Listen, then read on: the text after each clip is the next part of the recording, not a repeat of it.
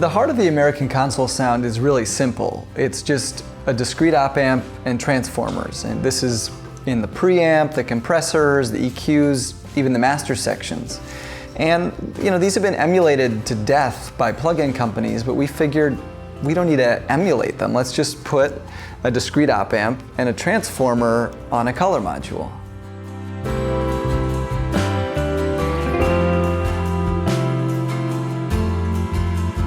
You can take anything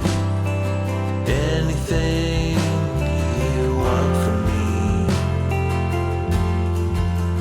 Did I say something you liked? It made you fall in love with me. The thought I'd never know